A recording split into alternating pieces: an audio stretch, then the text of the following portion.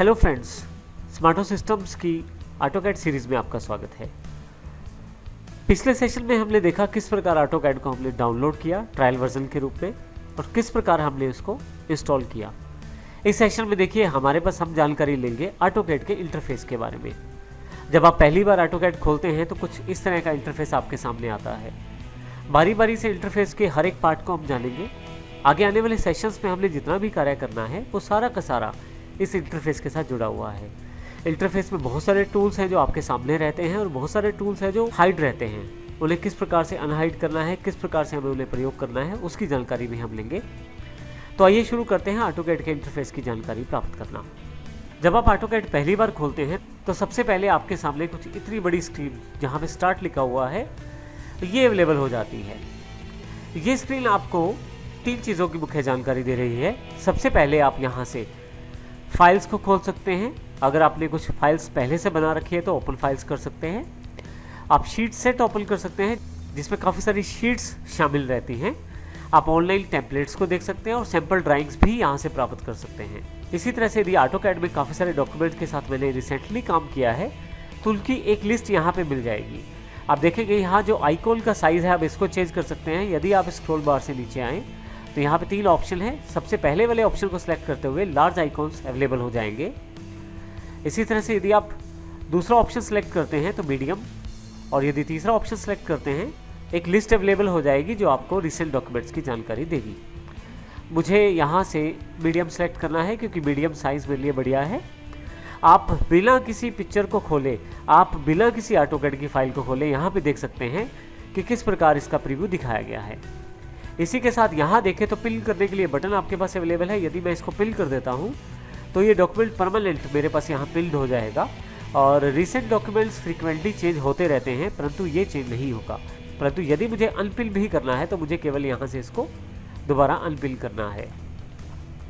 इसी तरह से बिल्कुल राइट हैंड साइड पे ऑटोकैड की तरफ से कुछ नोटिफिकेशन आपके पास रहती हैं और नोटिफिकेशंस के लिए बॉक्स रहता है। जैसे ये मुझे जानकारी दे रहा है कि ऑफलाइन हेल्प अभी इंस्टॉल नहीं है और यदि मैं ऑफलाइन हेल्प डाउनलोड करना चाहता हूँ तो मेन्यू में जाकर ऑफलाइन हेल्प को डाउनलोड कर सकता हूँ। इसी तरह से नीचे कनेक्ट, मेरे अकाउंट को कनेक्ट किया गया है। A360 क्लाउड बेस्ड ऑटोकैड का प्रयोग कर सकते हैं, उसके लिए आपको ये अकाउंट प्रयोग कर सकते हैं जिससे मैंने लॉगिन भी किया है। इसके अतिरिक्त यदि आप कुछ फीडबैक सेंड करना चाहते हैं ऑटोकैड को तो आप यहाँ से सेंड फीडबैक के द्वारा भी फीडबैक सेंड कर सकते हैं। परंतु मेन यहाँ पे हमारे पास इस इंटरफेस में बहुत सारी चीज़ें हैं।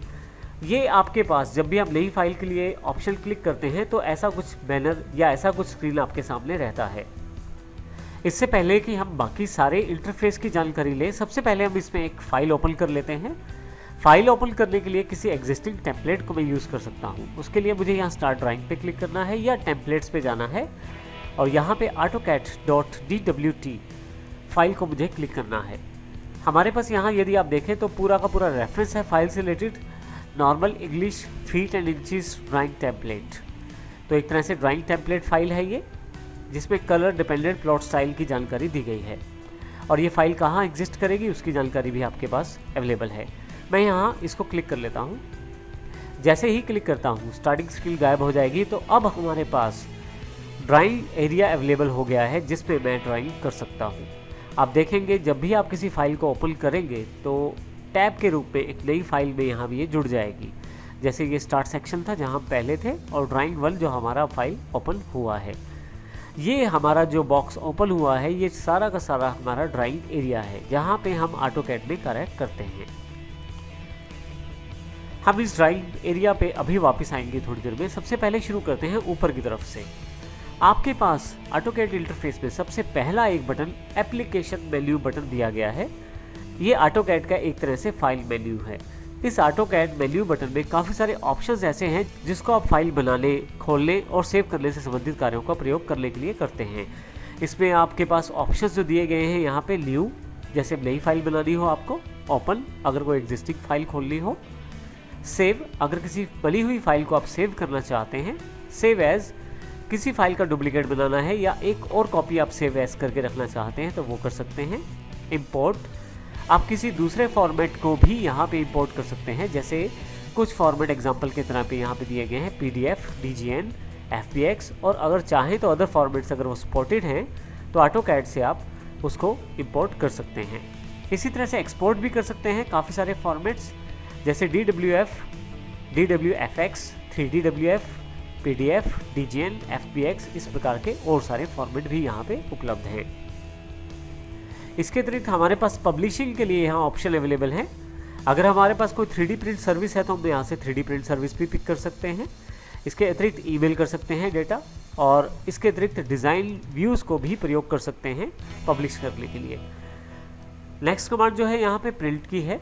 प्रिंट में आपकी प्रिंट सेटिंग्स इसमें काफ़ी सारी दी गई हैं, जैसे प्लॉटर की प्रिंट सेटिंग्स हैं, या आपके पास